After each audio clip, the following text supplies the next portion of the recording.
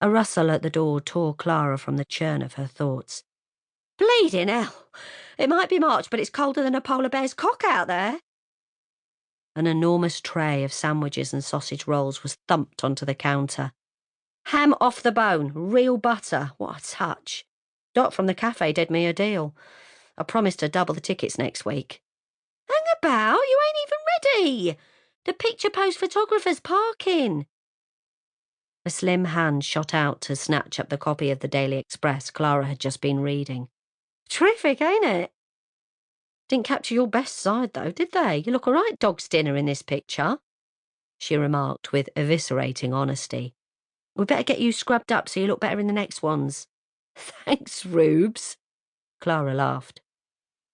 Ruby Munroe was her best friend, and latterly, library assistant.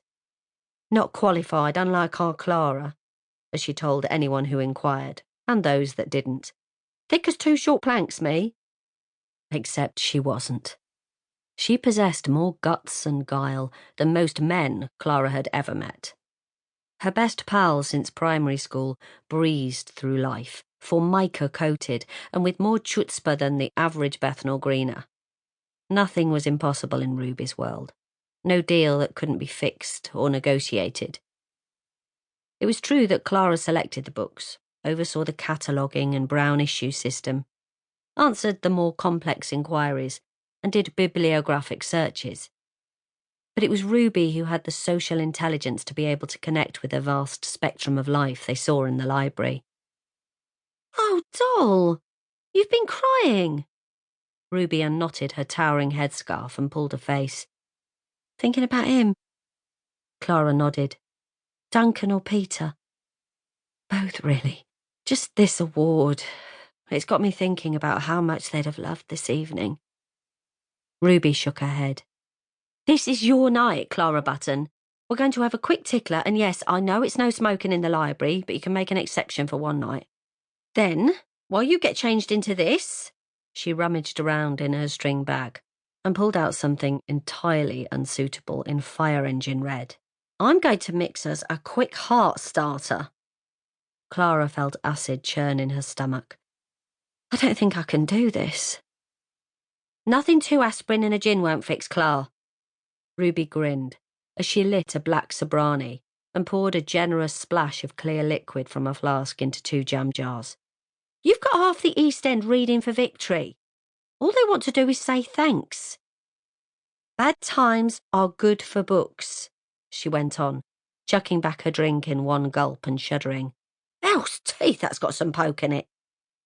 You're an essential cog in the war machine, so enjoy your moment, girl. But Rubes, don't you think this award, the timing of it, tonight of all nights, it's a bit charry? Course, Ruby shrugged. It's called burying bad news. Accentuate the positives of the shelter to hide its past. Anyone can see through that. But don't you mind? Clara persisted. After everything you and your mum went through. To say nothing of half the people in this shelter. There's not a person down here unaffected by that night. Ruby smiled tightly as she reapplied her red lipstick. It happened. Who down this shelter ain't lost someone? Now come on, slowpoke, get changed. I thought I'd just wear this, Clara replied, looking down at her usual rig-out of blouse tucked into slacks. You're going to be on the front page of every newspaper tomorrow. You ain't looking like a spinster librarian. Not far off it, she laughed. Ruby lifted one penciled brow. Behave. You're only 25. Fair enough, but I draw the line at this.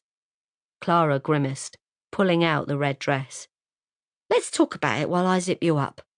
Ruby winked, clamping her Sobrani between her teeth.